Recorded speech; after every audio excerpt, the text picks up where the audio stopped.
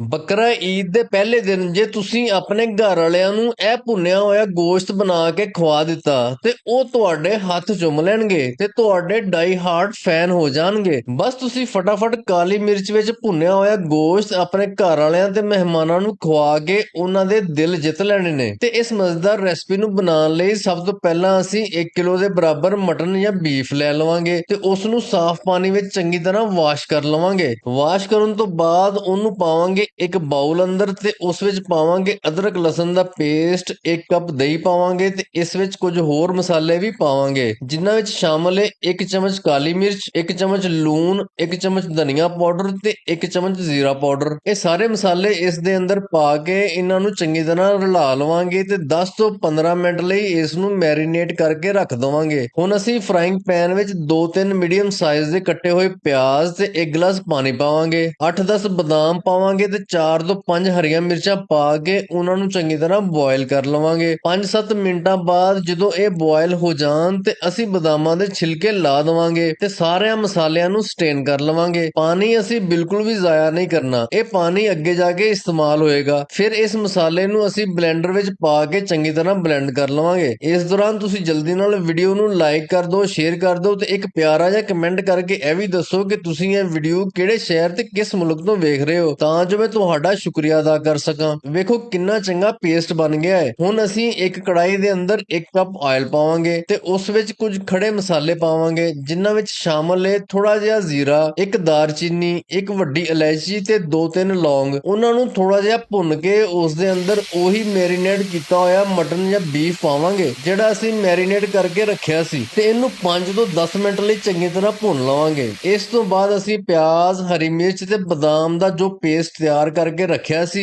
ਉਹ ਇਸ ਵਿੱਚ ਪਾ ਦਵਾਂਗੇ ਤੇ ਕੁਝ ਚਿਰ ਭੁੰਨਣ ਤੋਂ ਬਾਅਦ ਉਹ ਵਾਲਾ ਪਾਣੀ ਪਾਵਾਂਗੇ ਜਿਹੜਾ ਅਸੀਂ ਪਿਆਜ਼, ਬਦਾਮਾਂ ਤੇ ਹਰੀਆਂ ਮਿਰਚਾਂ ਨੂੰ ਬੋਇਲ ਕਰਕੇ ਕੱਢਿਆ ਸੀ। ਉਸ ਨੂੰ ਚੰਗੀ ਤਰ੍ਹਾਂ ਰਲਾ ਕੇ ਇਹਨੂੰ ਢੱਕ ਕੇ ਰੱਖ ਦਵਾਂਗੇ ਤਕਰੀਬਨ 50 ਮਿੰਟ ਲਈ। ਇੱਥੇ ਤੁਹਾਡੇ ਕੋਲ ਆਪਸ਼ਨ ਨੇ ਕਿ ਇਸ ਨੂੰ ਐਜ਼ ਇਟ ਇਜ਼ ਕੁੱਕਰ ਵਿੱਚ ਪਾਓ ਤੇ 15 ਮਿੰਟ ਲਈ ਇਸ ਉੱਤੇ ਸੀਟੀ ਚਲਾ ਦਿਓ। ਜੇ ਤੁਹਾਡੇ ਕੋਲ ਵੇਲਾ ਵਾਧੂ ਏ ਤੇ ਇਸੇ ਤਰ੍ਹਾਂ ਪਕਾ ਲਓ। ਜਦੋਂ ਇਹ ਪਾਣੀ ਸੁੱਕ ਜਾਏ ਤੇ ਆਇਲ ਛੁੱਟ ਜਾਏ ਉਦੋਂ ਇਸ ਵਿੱਚ 2 ਚਮਚ ਕਰੀਮ ਜਾਂ ਮਲਾਈ ਪਾਵਾਂਗੇ ਤੇ ਕੁਝ ਹਰੀਆਂ ਮਿਰਚਾਂ ਕੱਟ ਕੇ ਉੱਤੇ ਪਾ ਦਵਾਂਗੇ। ਐਕਸਟਰਾ ਆਇਲ ਤੁਸੀਂ ਚਾਹੋ ਤੇ ਕੱਢ ਦਿਓ। ਇਸ ਤੋਂ ਬਾਅਦ ਇਹਨੂੰ ਅਸੀਂ ਡਿਸ਼ ਆਊਟ ਕਰ ਲਵਾਂਗੇ। ਦੇਖੋ ਇੰਨਾ ਟੈਂਡਰ, ਇੰਨਾ ਜੂਸੀ ਤੇ ਇੰਨਾ ਲਾਜਵਾਬ ਜ਼ਾਇਕੇਦਾਰ ਬਣਿਆ ਹੈ ਜਿਹੜਾ ਮੂੰਹ ਵਿੱਚ ਪਾਉਂਦੇ ਹੀ ਘੁਲਦਾ ਜਾਏਗਾ। ਇਹ ਰੈਸਪੀ ਜ਼ਰੂਰ ਟਰਾਈ ਕਰੋ ਤੇ ਵੀਡੀਓ ਤੁਹਾਨੂੰ ਥੋੜੀ ਜਿਹੀ ਵੀ ਪਸੰਦ ਆਈ ਹੋਏ ਤੇ ਇਸ ਨੂੰ ਸ਼ੇਅਰ ਲਾਜ਼ਮੀ ਕਰ ਦਿਓ। ਫਿਰ ਮਿਲਾਂਗੇ, ਰੱਬ ਰਾਖਾ।